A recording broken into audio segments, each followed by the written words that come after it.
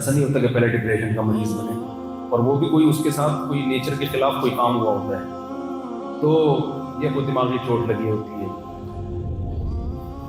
انسانوں میں بھی انسان کو سکون کے لیے، اطمینان کے لیے نیچرل لائف چاہیے، اور انسان کو صرف مادی زندگی میں بھی چاہیے اور روحانی زندگی میں بھی چاہیے۔ کہ روحانی زندگی میں انسان کو اخلاقیات میں گائیڈنس چاہیے، خود سے وہ اخلاقیات کا فیصلہ نہیں کر سکتا، خود ٹھوکریں مارے گا، خواہشات اس پہ غالب آئیں گی، غلط کو صحیح، صحیح کو غلط کر دے گا۔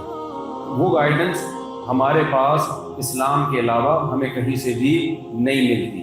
گائیڈنس بھی چاہیے، پھر ہمیں اس پہ چلنے کے لیے موٹیویشن بھی چاہیے۔ تبھی ہدایت کا جو مطلب ہے نا، قرآن مجید میں دو معنی میں ہدایت کا لفظ استعمال ہوتا ہے، کہ ایک کو کہتے ہیں عربی میں ایصال الی المطلوب، سیدھے راستے پہ چلانا، اور ایک مطلب ہے اراءۃ الطریق، سیدھا راستہ دکھانا۔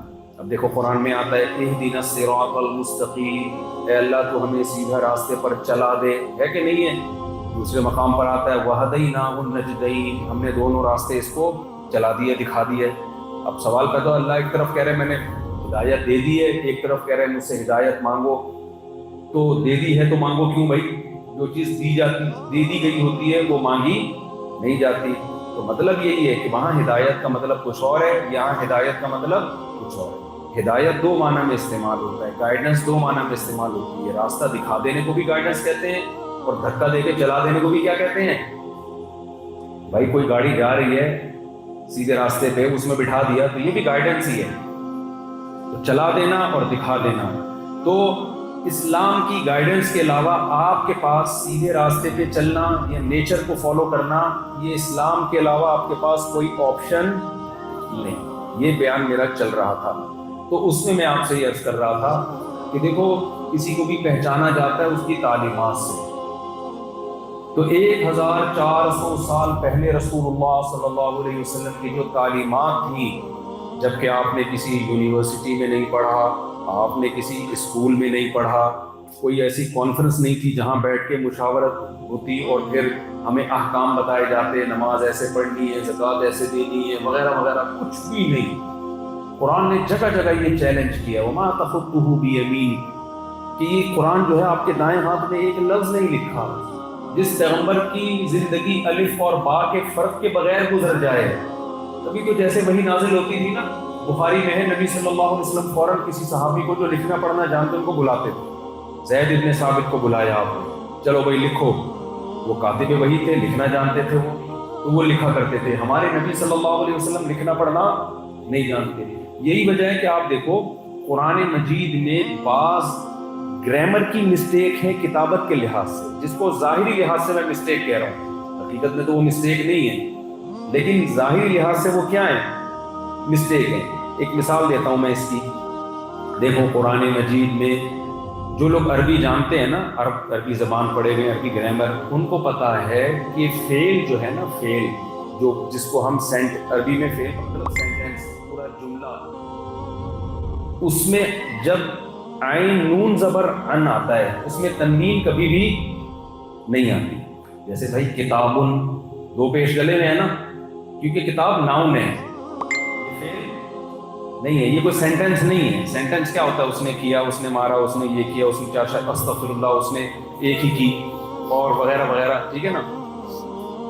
تو یہ سب کیا ہیں؟ جملے ہیں، ان پہ تنوین کبھی نہیں آتی، دو زبر دو زیر دو پیش کبھی بھی نہیں آتی۔ گرامر کے لحاظ سے یہ بہت بڑی مسٹیک ہے، بہت بڑی غلطی ہے۔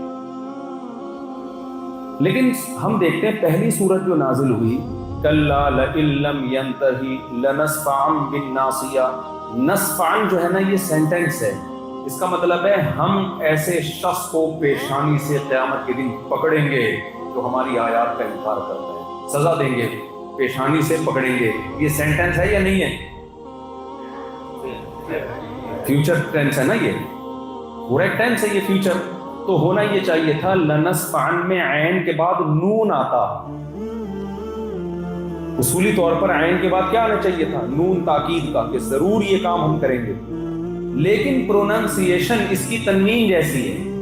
نبی صلی اللہ علیہ وسلم جب یہ آیت پڑھی لئن لم ینتہی لنسفعا بالناصیہ، کاتب سے کہا لکھو، انہوں نے چونکہ پروناؤنسیشن ایسی عین دو زبر عین والی ہے تو الف عین کے بعد الف ڈال دیا انہوں نے، جو گرامر کے لحاظ سے 100% غلط ہے.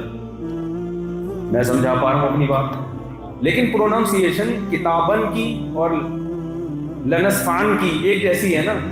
بھائی بعض دفعہ ہم کان سے سن کے ایک لفظ لکھ دیتے ہیں، بعد میں سوچتے ہیں کہ بھائی یہ یوں ہونا چاہیے، یوں نہیں ہونا چاہیے. کمال کی بات دیکھو، جو کاتب وحی نے الف ڈال دیا، ہمارے پیغمبر صلی اللہ علیہ وسلم کو نہیں علم تھا کہ یہ نون آنا چاہیے یا الف، کیونکہ آپ نہ لکھنا جانتے اور نہ پڑھنا. اور اس سے بڑا کمال یہ کہ بھائی کاتب وحی تو جانتے ہیں نا، انہوں نے جو لکھ دیا وہ اب تک چینج نہیں ہوا ہے. تو یہ غلطی، ایسی غلطی کروائی گئی ہے جو دیکھنے میں غلطی ہے، لیکن یہ پیغام دے رہی ہے کہ جو لفظ نبی کے سامنے جیسا لکھ دیا گیا، بعد میں کسی کو اس میں چینجنگ کی اجازت نہیں. تو کوئی چلے گا آج کوئی عربی گرامر کا ماہر اٹھے، بھائی عین کے بعد الف کیوں آ رہا ہے، میں نون کروں گا اس کو، بھائی صاحب تو بولیں گے بھائی صاحب اپنی افلاطونی اور بخراتی اپنے پاس. سمجھتے ہو کہ قرآن نے یہ کیا کیوں ہے؟ پتہ چل جائے اس کی ایسی خاندانی حفاظت ہوئی ہے، ایسی حفاظت دنیا میں کسی کتاب کی بولو نہیں ہو نہیں سکتی. ایسی حفاظت کہ جو جیسا تھا ویسے کا ویسے ہی ہے، اپنی چینجنگ ہو سکتی. یہاں میں ایک چٹکلا بھی سناتا ہوں. پرانے لوگ تو تھک جاتے ہیں چٹکلوں سے، لیکن نئے لوگوں کو بڑا مزہ آتا ہے نا. چینجنگ نہیں ہو سکتی، تھک جاتے ہیں نا. آپ لوگوں نے نماز پڑھی، آپ لوگوں نے آج کل تو نماز میں فلم دیکھیں 3 گھنٹے نہیں تھکتے لوگ نماز. فارورڈ کر کے سناتا ہوں اس ویڈیو کے ساتھ. وہ ایک صاحب ہیں، وہ کتابت پہلے قرآن ایسے لکھا کرتے تھے. ان کی عادت تھی جب بھی ان کو کوئی کتاب دی جائے نا تو کچھ اپنی طرف سے چینجنگ کرتے تھے کہ یہ صحیح ہونا چاہیے، جملے تبدیل کر دیتے تھے. کسی نے ان کو قرآن لکھنے کے دیا، بولا خدا کے بندے یہ اللہ کا کلام ہے، اس میں اپنی طرف سے چینجنگ، اس میں کچھ لگے کہ یہ ٹھیک نہیں ہے تو ٹھیک کر دوں. نہ جیسا دے رہا ہوں ویسا ہی لکھنا ہے، اس میں کاپی کرتے بس ویسے کے ویسے. ٹھیک ہے جی، لیکن عادت سے مجبور تھا وہ بیچارہ. پورا قرآن لکھ کر لے آیا اس کے پاس اور کہا کہ بھائی میں نے لکھ دیا. اس نے کہا چینجنگ تو نہیں کی؟ کہہ رہا نہیں. اب بتا بھائی. کہہ رہے بس تھوڑی سی جو بہت ہی ضروری تھی وہ کر دی. یار کیا چینجنگ کر دی؟ کہہ رہے ہیں یار اصل میں اللہ کا کلام اتنا خوبصورت، اس میں کئی جگہوں پر برے لوگوں کے نام آئے. شیطان بھی آیا ہوا تھا اس میں، فرعون، حامان، نمرود، تو وہ جو قارون ٹائپ کے لوگ آئے ہوئے تھے برے.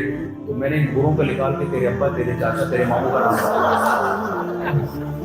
جہاں فرعون آ رہا تھا وہاں تیرے ابا کا نام ڈال دیا، جہاں شیطان آ رہا تھا تیرے ماموں ڈال دیا. اچھا خیر، تو ایسی خاندانی حفاظت کوئی آرگنائزیشن تھی یار جو کہ لا لکھے اور پھر اس کو ایسی حفاظت کرے؟ ہے بھائی کوئی تھی اس دور میں کوئی حفاظت کا ایسا سیٹ اپ تھا؟ اسی وقت قرآن جب نازل ہو رہا ہے تو اللہ تعالیٰ نبی سے وعدہ کر رہے ہیں اِنَّا نَحْنُ نَزَّلْنَا الذِّكْرَ، نازل بھی ہم نے کیا، وَإِنَّا لَهُ لَحَافِظُونَ، حفاظت بھی کون کرے گا؟ ہم کریں گے. ایسی خاندانی حفاظت دنیا میں کسی ایک تحریر کی بھی نہیں ہوئی ہوگی، کتاب تو دور کی بات ہے. جس زمان میں نازل ہوا اس کو ایسا محفوظ کیا ہے. آج دیکھو امام صاحب نے تلاوت کی، اتنی خوبصورت انداز سے کسی کلام کو دنیا میں پڑھا جاتا ہے؟ کوئی کتاب دیکھی آپ نے جس کو اتنے خوبصورت انداز سے پڑھا جا رہا ہو اور ایک ایک لفظ سمجھ میں آ رہا ہو؟ اس زبان کو 20 ملکوں کی زبان بنا دی ہے جس زبان میں قرآن نازل ہوا ہے. عربی 20 ملکوں کی سرکاری زبان ہے، سمجھتے ہو؟ افراد نہیں، 20 افراد کی نہیں، 20 ملکوں کی. ایسی حفاظت کی کہ اللہ نے کہا یہ کتاب کیونکہ میرا کلام ہے نا، تاکہ لوگ یہ نہ کہیں کہ محمد صلی اللہ علیہ وسلم نے بنائی ہے سارے لا. جیسے جو کچھ غیر مسلم جو محمد صلی اللہ علیہ وسلم سے محبت کرتے ہیں لیکن وہ کہتے ہیں ایک اچھے انسان تھے، وہ نبی نہیں ماننے کے لیے تیار ہو، کہتے ہیں بھائی اچھے انسان تھے. ایسے لوگ بھی ہمیں ٹکرتے ہیں. بھائی ٹھیک ہے انہوں نے عورتوں کے حقوق دیے، انہوں نے یہ کیا، انہوں نے زکوٰۃ کا نظام بنایا اور نماز کا نظام بنایا وغیرہ وغیرہ، بہت اچھے. جیسے اسکالر گزرتے ہیں تو وہ بھی ایک اچھے اسکالر تھے. بھائی یہ اسکالر کا کام بولو نہیں ہے کہ وہ ایک ندا لگائے کہ رمضان کے روزے تم پر فرض ہیں اور 1400 سال کے بعد کروڑوں لوگ رمضان کا چاند نظر آتے ہی بھوکے پیاسے رہنا شروع کرتے اور 1 مہینے تک اور اتنی لمبی 20 رکعتیں تراویح بھی پڑھیں، 5 نمازیں بھی پڑھیں اور تہجد بھی پڑھیں.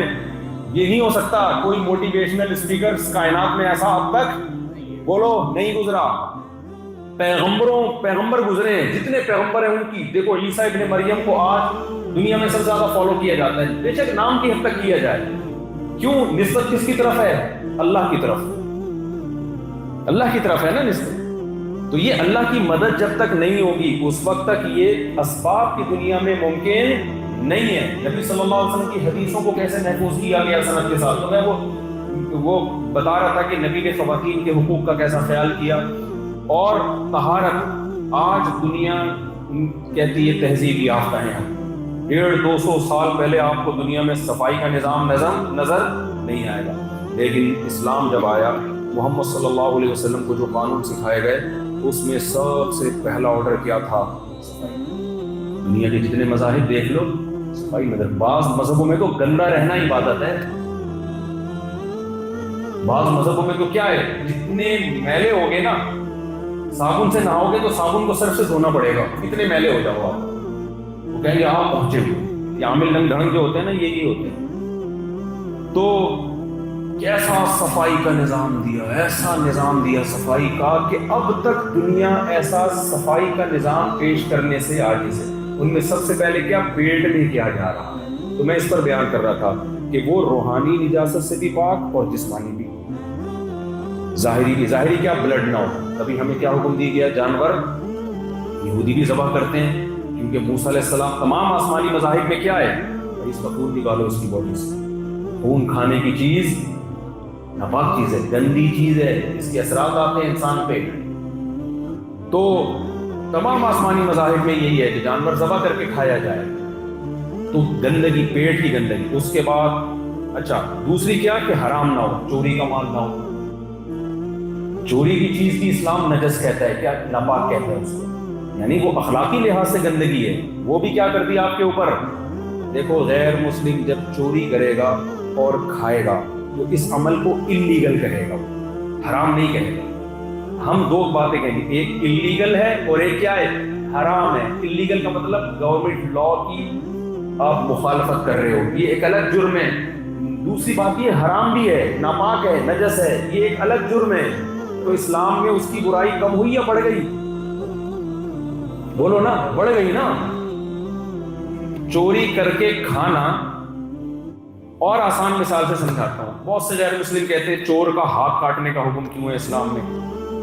بھائی اسلام چوری کو انسانوں کے حقوق حق تلفی نہیں سمجھ رہا، ورنہ کبھی بھی ہاتھ کاٹنے کا حکم یہ گورنمنٹ پہ ہے، آپ نے کسی کے ہاتھ پاؤں کاٹنا شروع کر دیں تو ادھورا بیان سنتے ہیں لوگ تو پتہ چلا ٹنڈے گنڈے گھوم رہے ہیں میرے بہت سارے لوگ۔ تو چور کا کہتے ہیں نا کہ چور کا ہاتھ اسلام میں کیوں